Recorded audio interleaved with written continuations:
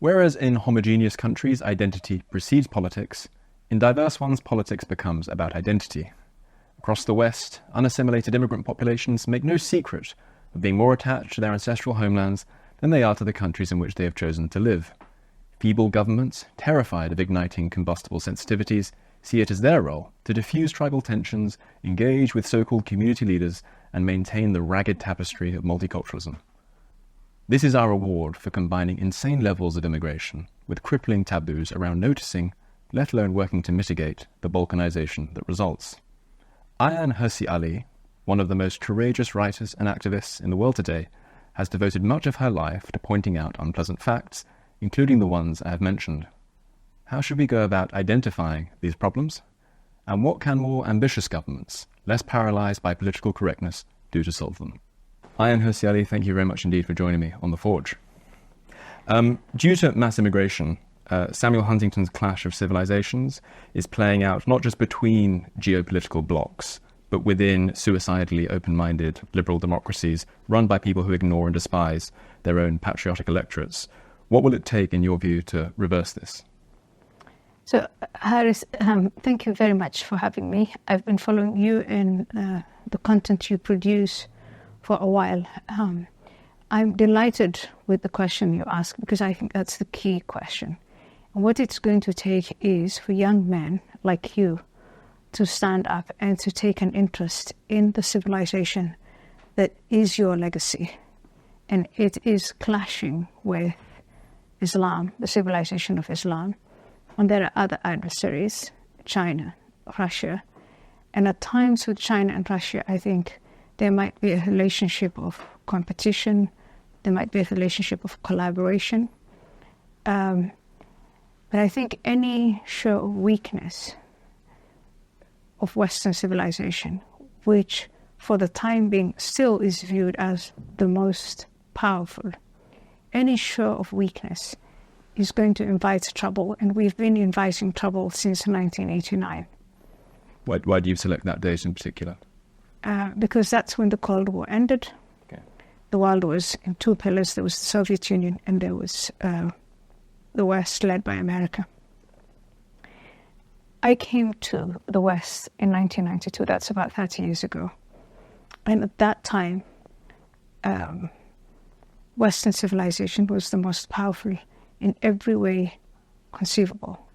That is, in terms of its ideas and principles, its economy, its military, technology, education. That is, when it comes to innovation and its population, its demographics. And there was an aura of victory.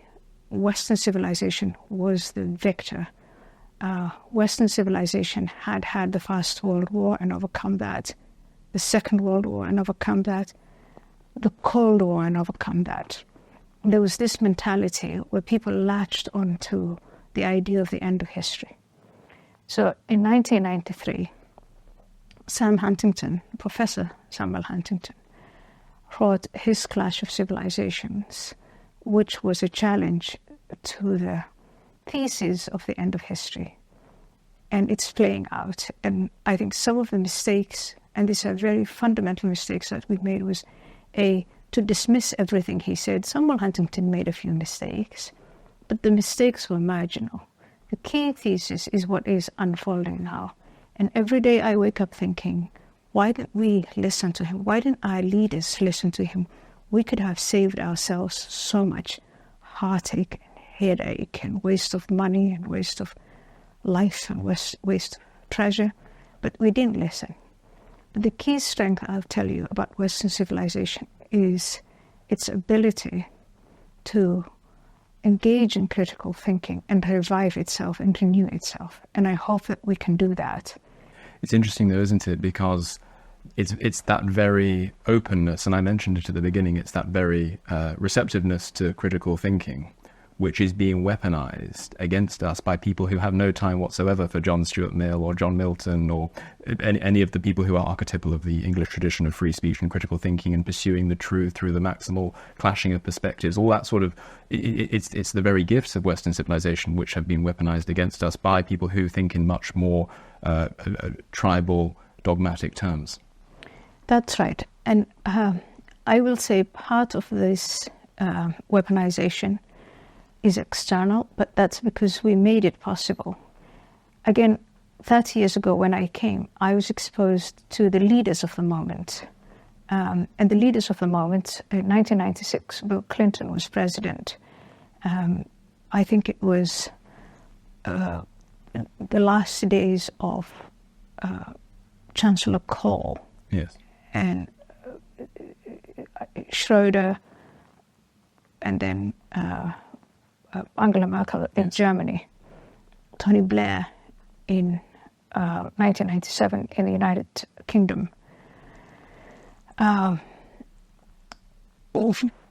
One thing that I would say these leaders had in common post-Cold War was a philosophy that was based, it was a normative, it wasn't about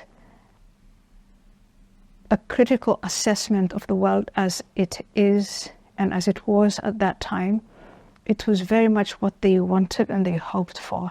And within that group of leadership, this group think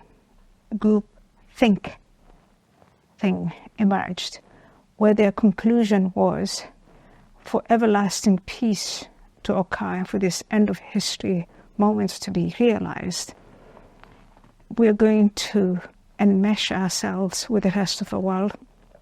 And so they emphasized what they called back then soft power. And soft power was about diplomacy, it was about trade, it was about collaboration. I can't tell you how many times that word was used. It was about consensus. Bill Clinton could not finish a sentence without using the word interdependence.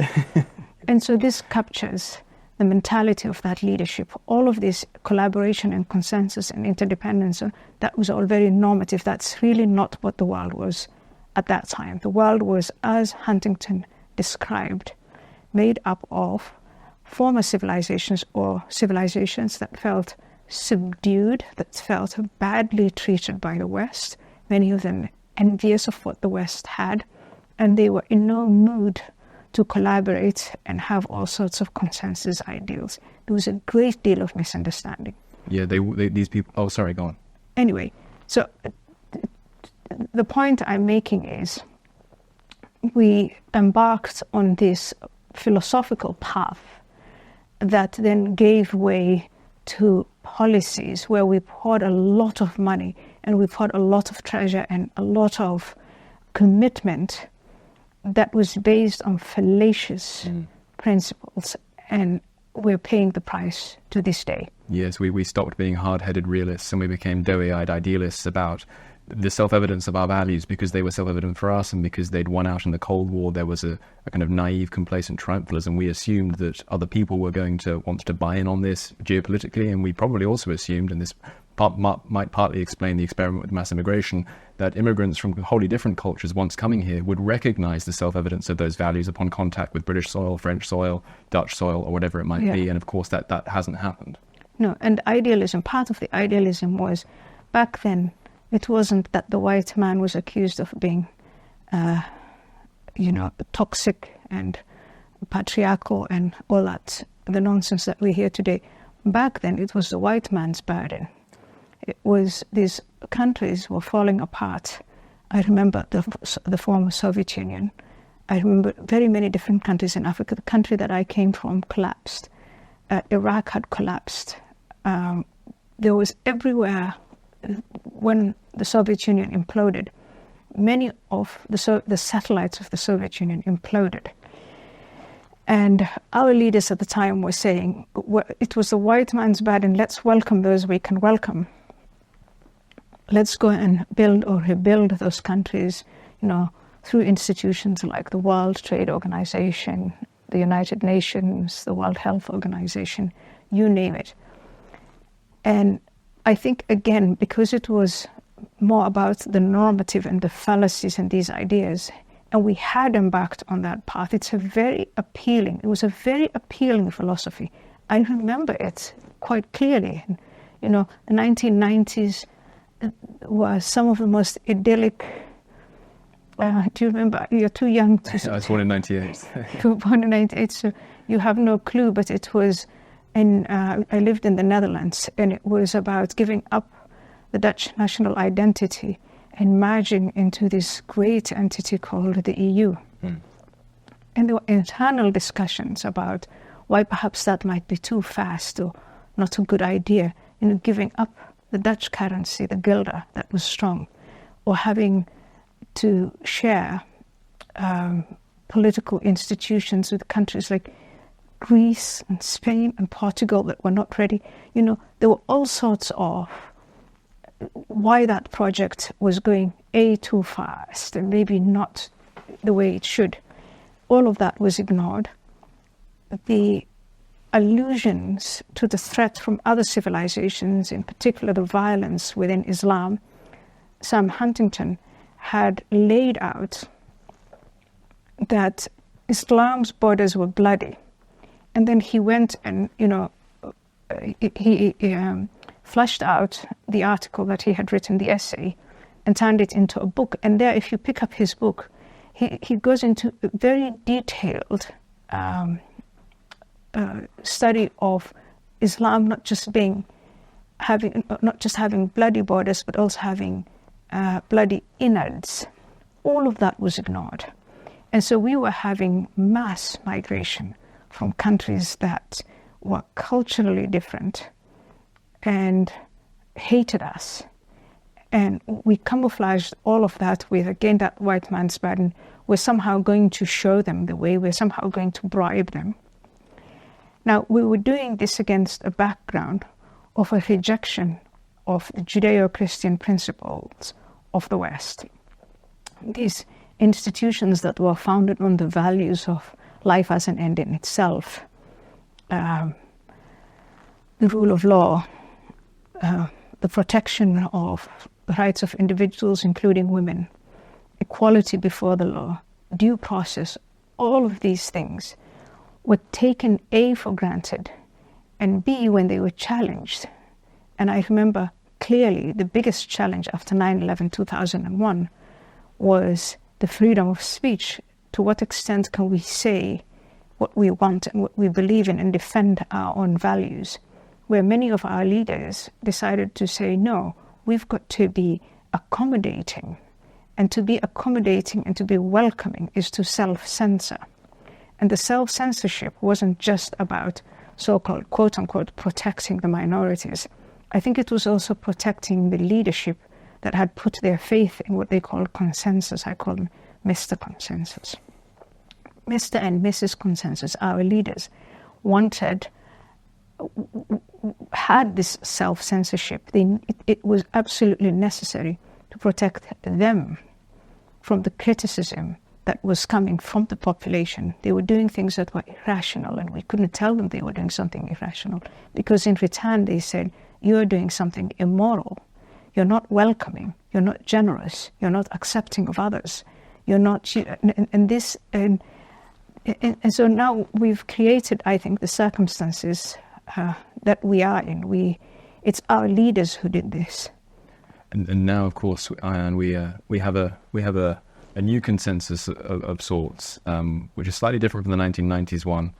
In the 1990s, there was this belief, and it was fed in this country, I know the case of Britain best, by people like Roy Jenkins, who was in many ways, he was a politician on the liberal side of things, who was in many ways the architect of what would become multiculturalism, where he thought that there is no reason why people can't hold to their own values, their own communities in private, so long as they sign up to values of mutual tolerance in the public sphere. We'll have a neutral public sphere in which toleration reigns supreme.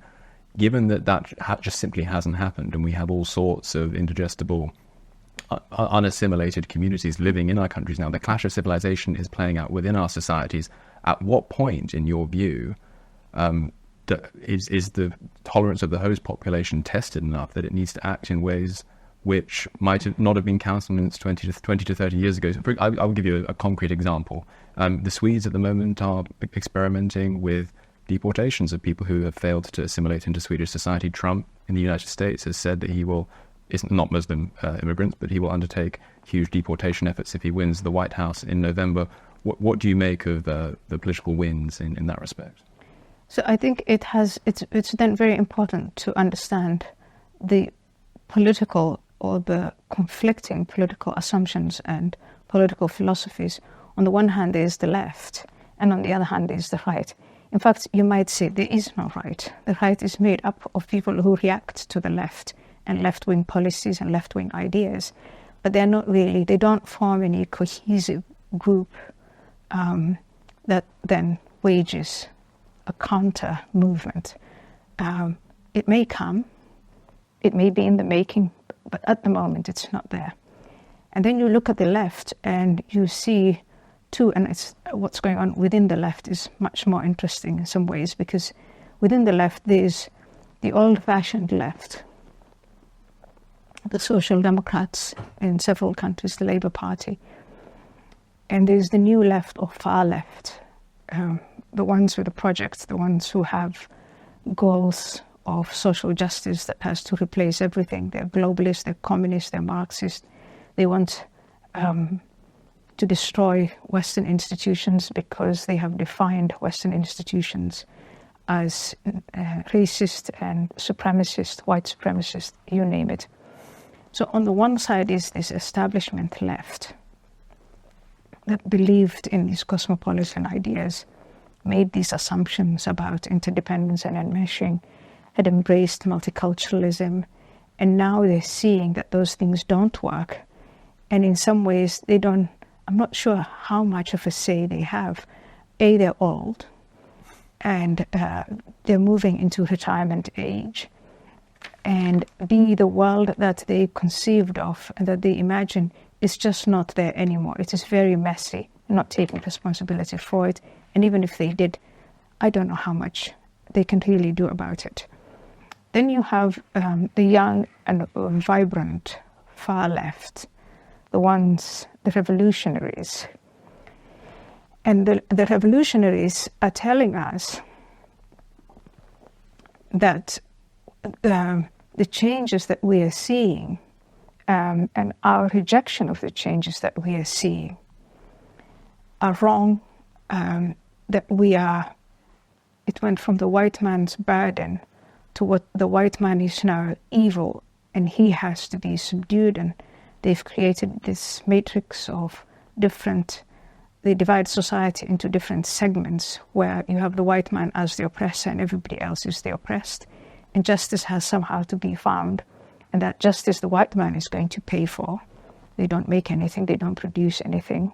They want to use taxpayer money to achieve the destruction of our societies. But on the other side, there is a reaction. And even though it's inhibited in some ways, the so-called populist parties, in some countries they're called the far right, there might be some truth to the far right component, even though I think it's exaggerated. I think what you're seeing in the UK in August, those riots that we had, the recent elections in Germany, the recent elections in the EU, the outcome of recent elections in France, the elections that brought Meloni to power, all of these are just ordinary people saying, we don't like what we are seeing. And this can't be ignored anymore. Number one, because now majorities and near majorities are using the peaceful means of the ballot box to convey their anger and their discomfort and their disaffection with globalism, with cosmopolitanism, with this runaway migration, which is really more of an invasion. And they're doing it peacefully. And if that's not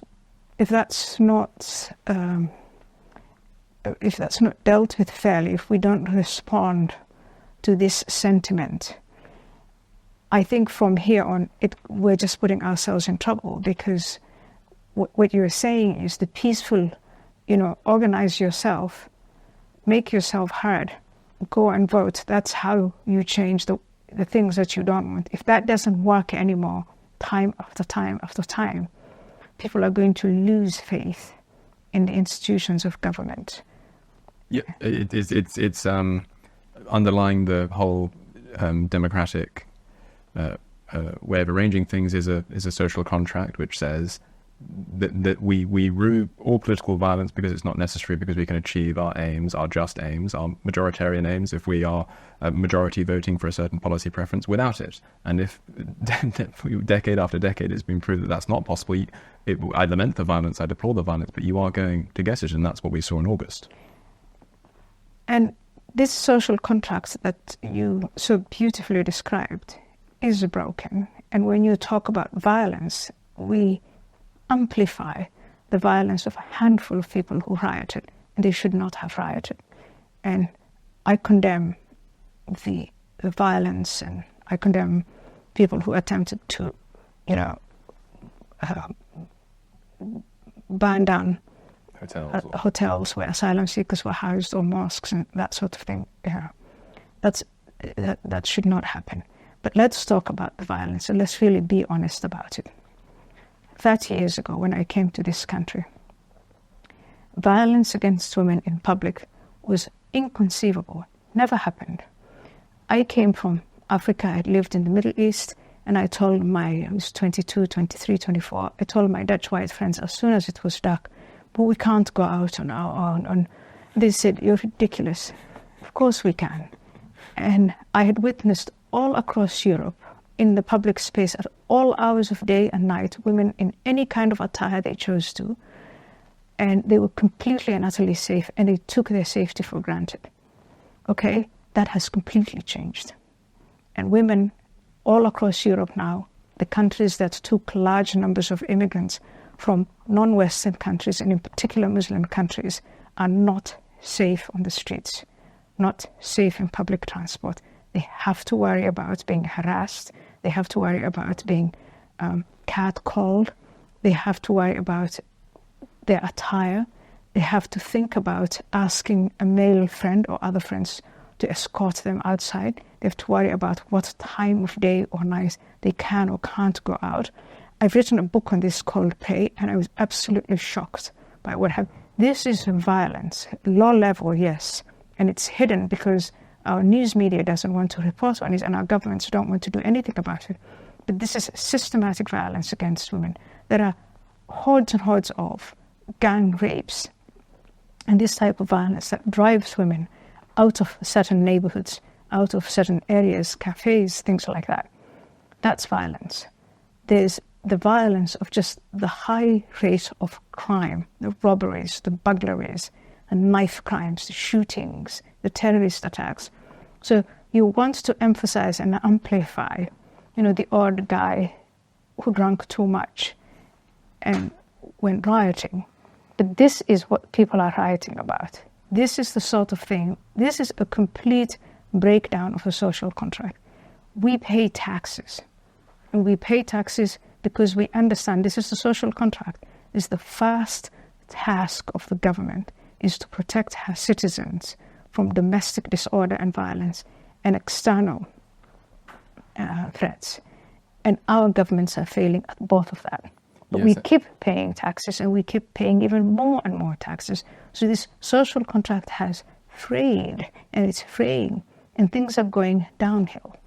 I will admit to having wondered on occasion if the roles were reversed and you had an ethnically English diaspora imported at scale into a place like Pakistan, and then it emerged that these English people had been running kebab shops or whatever other establishments it might be, and had been overrepresented in sort of gang rape statistics, and that this had been covered up by the native Pakistani authorities. I can assure you that the social contract would have broken down much sooner in Pakistan than it did here. Absolutely. The social contract is broken. We're not protecting our women. We're not protecting our children. We're not protecting our borders. We have developed, and this is again part of the far left, these ridiculous schemes called diversity, equity, and inclusion.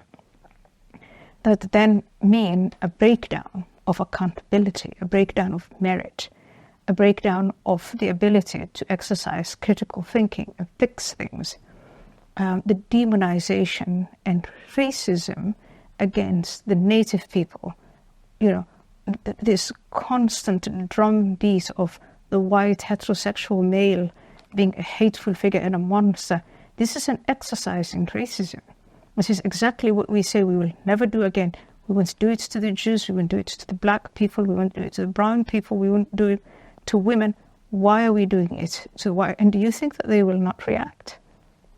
Of course they will, and maybe not in quite the same way as other groups would, but they clearly our patience is clearly being tested. I don't know. Also, it might be worth saying: have you seen these London? Or often they're in Yorkshire as well, but in Britain, councils occasionally put out these sort of advertisements which dramatise occasions in which women feel uncomfortable on public transport, on the tube, etc. And it's all acted out, and is trying to draw attention to the epidemic in harassment. And always, despite the fact that when I watch most commercials these days, it's almost as though white commercial actors have ceased to exist. All of a sudden, they find them when they want to cast them in roles as sort of predatory people on the tube. It's invariable. All sorts of council authorities have been producing these videos, and it is tantamount to a sort of blood libel against those populations. And it is, of course, it goes without saying that there are some white men who behave horribly towards women, and who harass women, and all the rest of it. But the truth that we are hiding by using these silly white actors who should never have taken those jobs.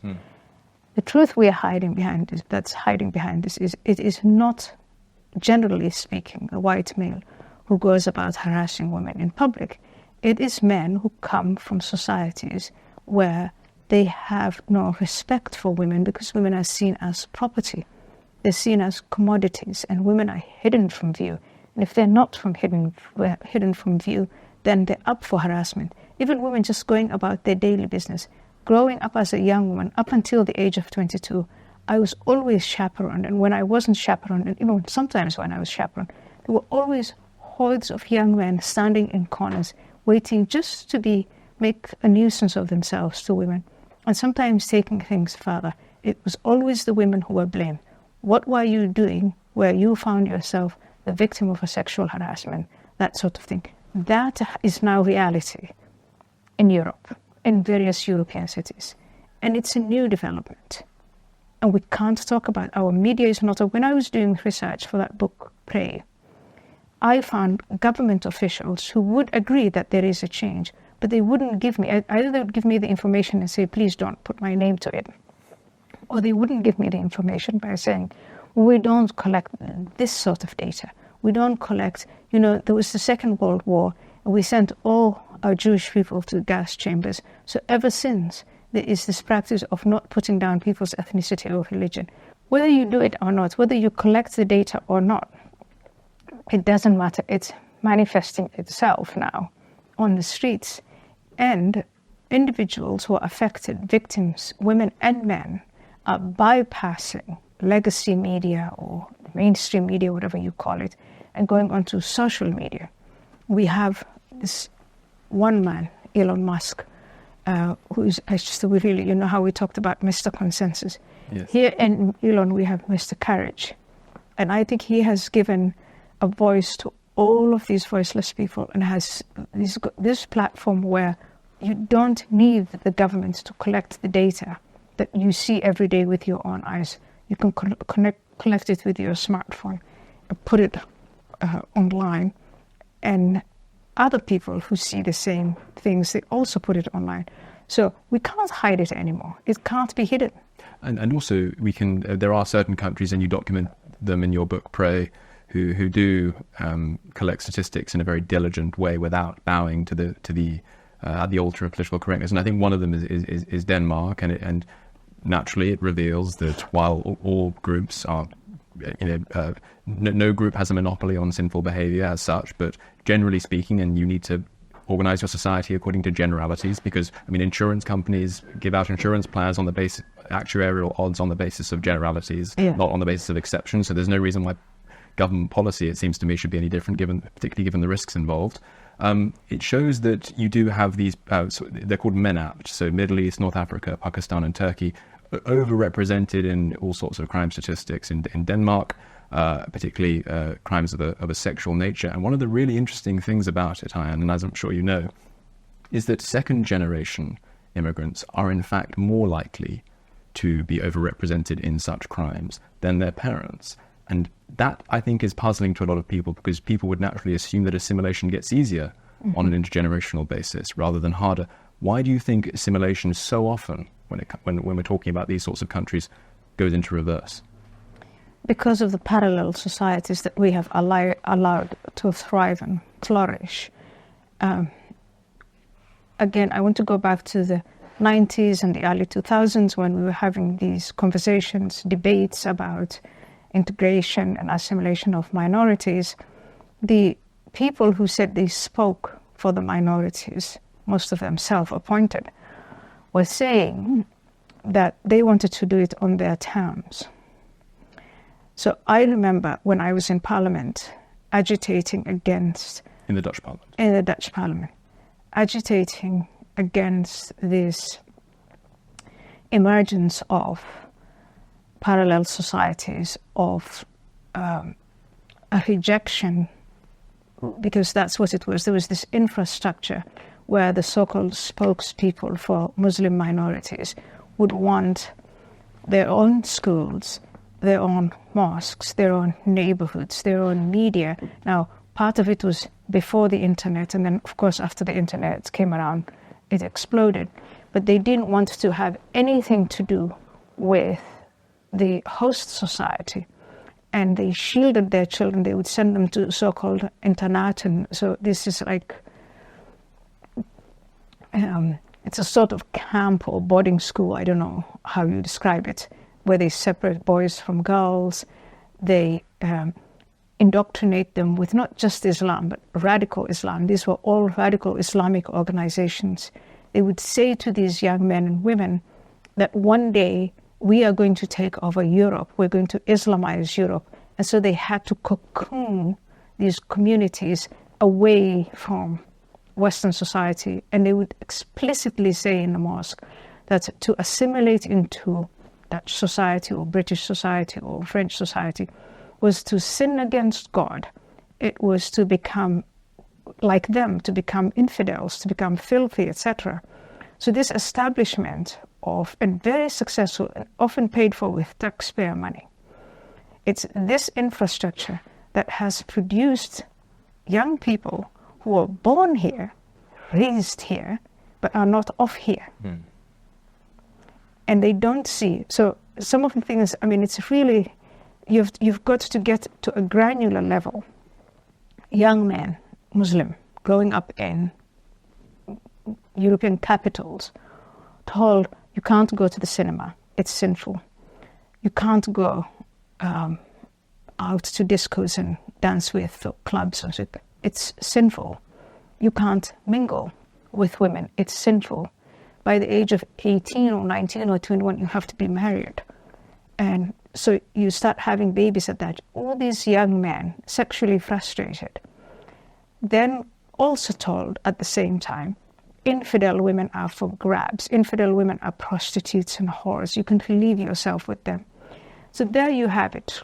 They hear it as, it's like given to them as a sort of moral code. Your own women are locked up and you're going to marry them as soon as possible. These young girls are married at very early ages.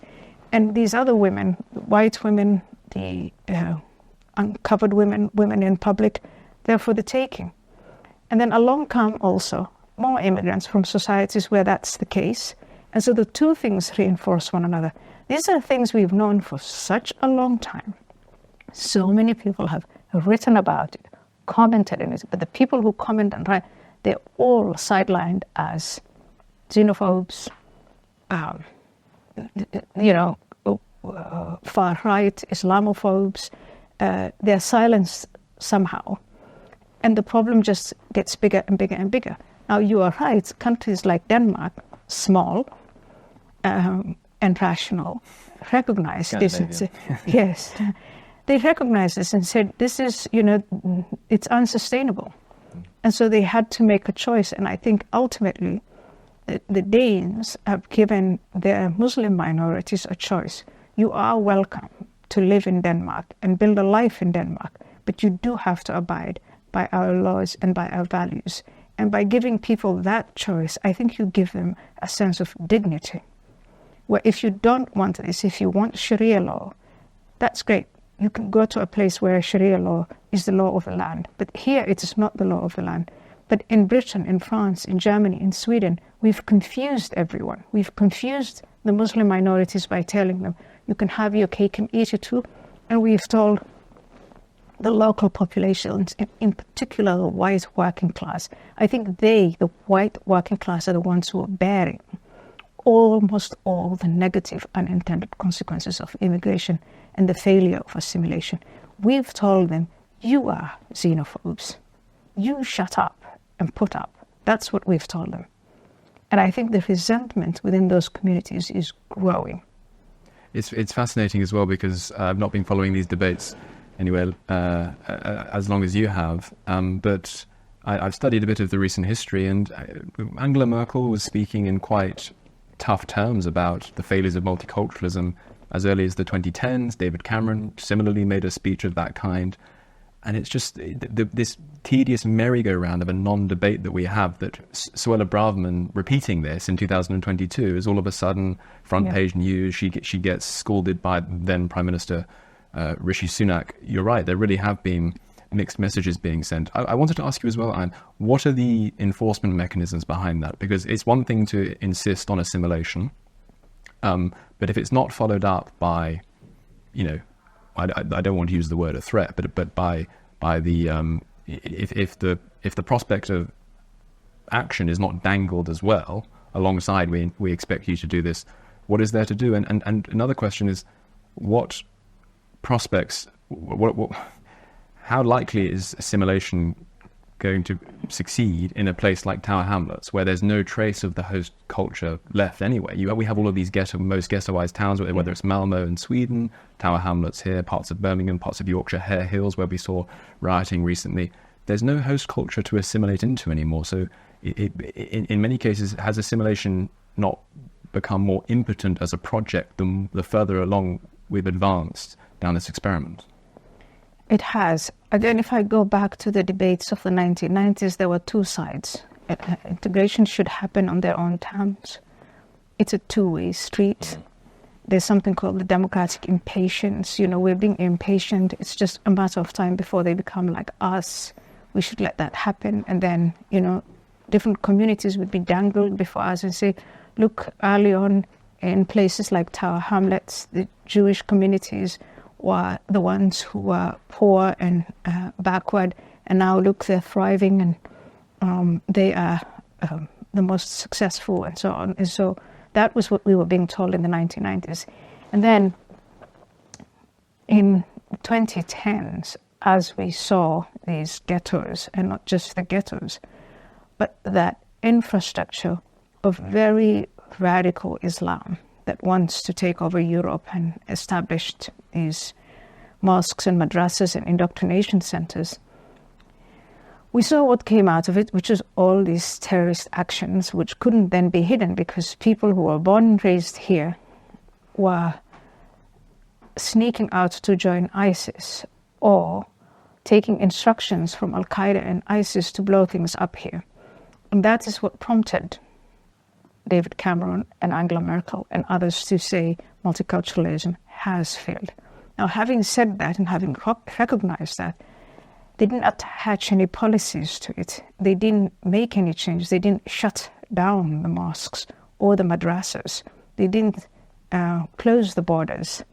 They didn't start a campaign of local language teachings, a campaign of the emancipation of Muslim women, put an end to these marriages that are used, marriage as sort of an immigration system. You take a young woman who's 15, 16, 17, 18 years old, who's here sort of pretty much locked up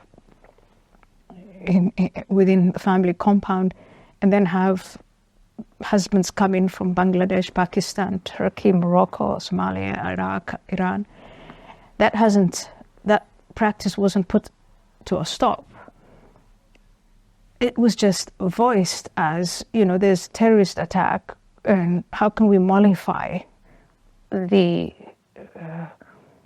local population who show their disaffection with all aspects of immigration by saying multiculturalism failed. We hear you, we empathized, and then what? Nothing, no policies, no follow-up. And then that produced the frustration with the right-wing parties or the center-right parties. And now we find ourselves with this rotation with the establishment parties, where center-right parties condemn multiculturalism and promise to curb immigration and promise to address the issues. And then they're replaced by center-left, like in the UK right now, and they tell you, well, we'll throw you in jail if you complain about this, that, or the other. Islamophobia is going to be introduced as a law. Hate speech is going to be introduced. And so the ghettoization and the parallel society then becomes official and it becomes entrenched. This is just the way we're going to live now. You put up. This is where we are now. And I think this is a downhill. It's a descent to hell. I think we really have to articulate the scenarios that could unfold if our governments don't take control of these situations. You're too young to know this, but there were the Balkans. The former Yugoslavia fell apart, and what happened there could easily happen here, could easily happen in Germany and in France and in Sweden. What's happening in China could easily happen here, where a majority of the population say we've had enough and we're going to start doing things that are inhumane and that are wrong.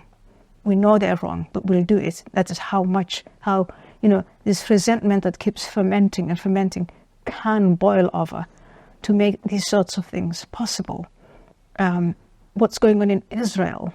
Israel is a country that is threatened from its very inception by radical Islam. They understand that enemy. And over again, when this threat just hurls itself through terrorist attacks, sustained attacks, you find a society that's humane find itself forced into doing sorts of things that they're doing now. So I think it's very, very important that we articulate these scenarios, that we visualize them and say, it's 2024, another 5 years on, another 10 years on, another 20 years on this path is going to yield horrible problems. It's already the case that parts of the UK, Sweden, Germany, France, they already look like parts of Lebanon or Bangladesh or Mogadishu. That's really, it's a de facto situation. So, and that process is just expanding. You spoke earlier about young men in the West waking up, realizing that they've been cheated out of inheritance and eager to do something about it. But as you know as well, and you've written about it on your Substack, in every major Western country apart from France, there is a very pronounced gender political divide between young men and young women, aged 18 to 24. I forget the statistics exactly, but suffice to say there's a pretty decent gulf between the amount of young men who are actually swinging for Trump and the number of young women who are swinging for Kamala Harris. And the thing that I find really odd about this, and I really want to pick your brain on this particular issue, is that only a month or so ago there was an attempted terrorist attack on a Taylor Swift concert in Austria. Yeah. It was foiled by the Austrian authorities. And the main victims, as you document brilliantly in your book Prey, of mass non-Western immigration into European countries and to North America, are the native women. And these women don't seem to be waking up to this problem anything like to the same extent as men are. I will confess to not being a Swiftie myself, but I know people who keep their ear to the grounds in those kinds of circles. Yeah. And apparently all of the Swifties, in the aftermath of this terrorist plot being foiled, and this is an Islamic terrorist plot being foiled, were talking about how it's indicative of the patriarchy in general and how men in general don't want women to have fun. Similarly, in Britain, we have a terrible MP called Jess Phillips, who only narrowly won her Birmingham constituency in the recent election because there was a single-issue Gaza candidate which was running as well, and she was being heckled and howled at by the Muslim audience when she was making her acceptance speech in the midst of the election. And afterwards, when she had this pointed out to her, she said, men in general were going after me. Misogyny in general, she didn't locate it properly. How can we radicalize, to coin a term, young women? Okay, so I'll say the Muskies and the Swifties. Okay. Young men admire Elon Musk. Yes. And Elon Musk has decided he's going to endorse Donald Trump and Donald Trump's agenda, and he's going to help that. And I think a lot of young men are attracted to policy and how can we change these policies. And we are desperately, desperately in need of a reassertion of manhood. In fact, sometimes I pray for the patriarchy to come back, real good patriarchy, the chivalrous patriarchy, because young men are confused. I think I look at Western society and I see just the sheer number of women who are harassed in public and who are unsafe in public. And I ask myself, why are young men not doing anything about that? So that confusion has to be, if we were a proper patriarchy, they would do something about it. And then young women are also confused. The Swifties, why would Taylor Swift endorse Kamala Harris? And if you're a young woman, why would you care? Taylor Swift's head is full of lyrics. It's not full of policy. She doesn't do policy. And if you're a young woman walking the streets, you have absolutely nothing in common with Taylor Swift. She's a billionaire. She's a superstar. She doesn't have to deal with the consequences of crime. She doesn't have to walk the streets and worry about whether she can walk at night or in the morning or whatever. She doesn't have to worry about open borders. Those are the things that affect the lives of young women. And so it just is a measure of the confusion. And in my case, the way I see it, feminism, a particular strand of feminism that says it's after the patriarchy, but really goes after what is the patriarchy? It's the structures of this society, and so it's a confused feminism, and it has confused women my age in their 50s. It's confused younger women.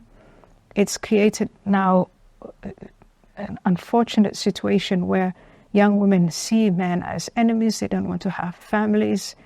The suicide and depression and anxiety rate among young women is extremely high.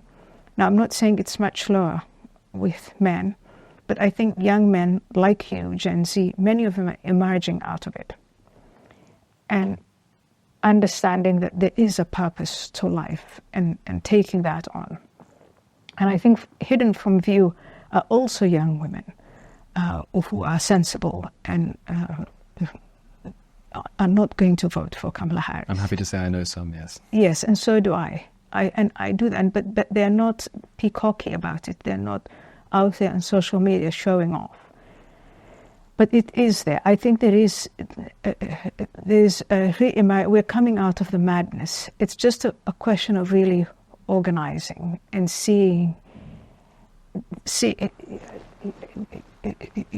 organizing, seeing these things. I could be wrong, but I don't think Kamala Harris is going to win this election. The American people care about policy because policy is painful and it affects you in your daily life. And I don't think any number of Taylor Swift songs are going to ease that pain. So, again, let me go back to 2016. Beyoncé endorsed Hillary Clinton. And people happily went to the concerts because they were fun to be at. But then they went and voted for the policies that they thought, or the direction that they thought that they wanted to go. And I think maybe something like that is going to happen. You go to the Taylor Swift concerts, you have a good time. And when you're standing in front of the ballot box, you think, I don't like the existing, because the incumbent is the Vice President Kamala Harris. And so far, what she's done and her whole record is absolutely abominable, and more abominable for women than for men. She said she came, or her mother came, from somewhere. India, wasn't it? India, Subcontinent. via Jamaica, India. In any case, to neighborhoods that were working class or middle class, that were neat and tidy, afforded them good schools, safe neighborhoods. It's these neighborhoods now, because of that mindless immigration or just open borders, that have been completely demolished. I mean, the crime in those neighborhoods. And if you're women living there, why would you vote for Kamala Harris? You must be out of your mind. And I don't know if those women are appalled. I don't know if those are the women who are listening to Swift. Well, while Taylor Swift is a definite member of the luxury belief class, not all of her supporters can afford to be, and hopefully reality catches up with them sooner or later, and they shift their political loyalties accordingly. While, of course, Islam, or militant Islam, presents the most inflammable challenge, I suppose, when it comes to assimilation, multiculturalism, and diversity, because Islam isn't only a form of identification. They have this concept, you'd know better than I do, but they have this concept of the ummah, that we're a kind of global community of Muslims. It's not only a clash of identities that goes on between Muslims and their usually their infidel hosts, but also a clash of values. And so you've got kind of like a double war going on, one of identity and one of values. But to some extent, would you accept that the problem is broader than Islam, and that it encompasses different forms of identity as well? So I mean, only the other day in London, we saw Eritreans and Ethiopians fighting over the fate of East Africa on the streets of London. We've seen people like Ilhan Omar have said explicitly in Somali, which I don't understand, but I know you do, saying to Somali audiences in Minnesota, we are going to act as a sort of foreign pressure group on the US government on behalf of Somali interests and Somali nationalism. And you also get Indian nationalists in places like Canada, in places like New Zealand, and in places like Australia, acting again. Henry Kissinger, in one of his last interviews, talked about how migrants, when they are not assimilated and they don't adopt the identity of the host but maintain their ancestral identity, they become a kind of foreign pressure group in these countries. And you get Indians pushing for more lax visa laws, for example, for their co-ethnics in the subcontinent. Do you think that the problem goes broader than Islam, and Islam's just the most inflammable aspect of it? Or do you think that all of our focus should really be on that because of the dual clash of identities and values? So it's a number of things. I think first, and I think you're alluding to it, is the identity crisis within the West.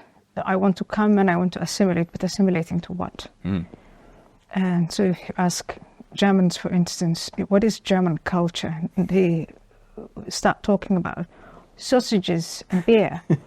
and you ask the Dutch and they start talking about cheese, and everybody talks about these silly stereotypes, but they don't refer to, so if you're in the mosque and you've fled Eritrea, or you've fled Somalia or Iraq or Afghanistan or whatever, you have an imam who's confidently he's appealing to your identity as a Muslim, and he's telling you this is exactly what you need to do, and he's giving this clear path to salvation.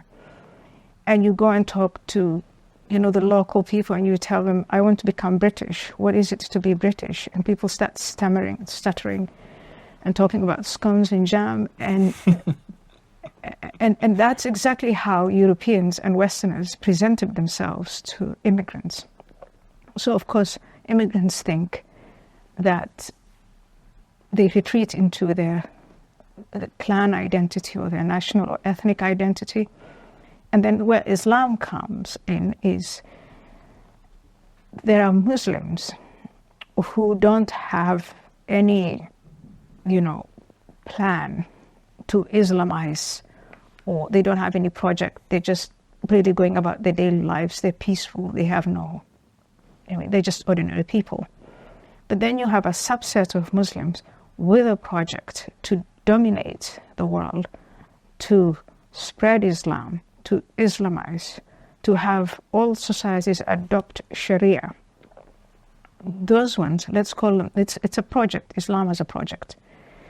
And those with that project Islam, they find people and they say, this is where you belong. They give them an identity that's ready-made, purposeful, it's transcendent, it's about something higher than yourself and more important. And Western countries have allowed that to happen here. The Islamists with a project were kicked out of Saudi Arabia, of the UAE, of Egypt, of countries where the local Muslim governments find them a threat. And they've come here, and because of our freedom of speech, our freedom of association, our freedom of religion, they're able to establish themselves, and things get better. They use the welfare state to attract more people and say, are you having a hard time? And wherever you are, come here. This country will pay for your food and your shelter and your medicine, etc. And then you can come to the mosque. And you know what? God has blessed us. Allah has given us this opportunity to take control of Europe. Come and be a part of this project. That's how it's happened. This is all this identity stuff that you're seeing now. This is when you think through the prism of Project Islam, this is what is being offered. Now, the ethnic identity was always there. I mean, if you go amongst Somalis, if you're just within the Somali community, they don't see themselves as Somalis. They see themselves as various clans that are competing for different things, and maybe together they come and say, we're now Somali. Maybe Ilhan Omar is the spokesperson from Minnesota who then speaks for Somali interests. But talking of Ilhan Omar, there was one little video, I think the video that you're referring to, it didn't make it to the internet. But watch it, go and watch it. And there's this moment that she's bending over a small child when she's thanking the audience, the Somali audience that come to her. And she says to the audience, and you see this young child here, this one, don't let her forget the fatherland. We're going back home. Always make sure that she's steeped in being first and foremost the Somali. That's a child growing up in Minnesota. That's what you didn't hear. That's what didn't make it to the internet. And that's the spirit. And it's exactly as you describe it. These countries are ATM machines. You just take the money, you take the resources, but it's all about where you come from. And for the ones with Project Islam, it's taking over the whole thing demographically by bringing more people in, by having more babies, and by corralling the hearts and minds into the mosques and the madrasas and into this parallel society until it's time that this weak society, the Christian society, fades away. Because as a Muslim group, if you make noise about not wanting to see the cross, not wanting to see the Easter bunny, not wanting to see the Christmas tree, not wanting to see the symbols and paraphernalia of Christianity, and you're indulged, what is the conclusion you reach? You think they don't want these things themselves. We have something better to offer them. So all the cues that Western society is emitting at the moment to the civilizations that wanted to take it over is, we are for the taking. Our women are attacked. We hide the statistics. And in fact, we send them to jail. If you look at what happened in Germany, where a woman condemned rapists with some strong language, but it's the strong language that was fined, not the act of rape. What kind of cue, what kind of message are you sending to the perpetrators? Some of the punishments, quote unquote, are so lenient. It's an invitation to do more. And in fact, that's what happens. You know what? I did this, I got 2 weeks of community service. Let's all do it. What a joke. That's the cues at the moment that some of these policies, and I think they're unintended, but that's the cues that you're sending. Again, to go to the sexual violence. Have you seen about the bracelets? Or have you seen these silly Finnish women saying, don't touch me here, don't touch me there? Stop! Don't touch me there. This is my no-no swear. Stop! Don't touch me there. This is my no-no swear. It's just so, it's too mind-boggling to, you're faced with men acting in groups, acting as predators and hunting women down in the streets.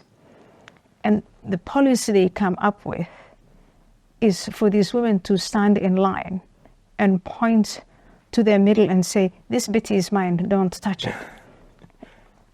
And they think that's going to ward off the evil spirits. I mean, it's two different mentalities, it's two different worlds. And we need to rediscover that self-confidence, and the need for a restoration grows by the day. Ayaan Hirsi Ali, thank you very much indeed for joining me. You're welcome.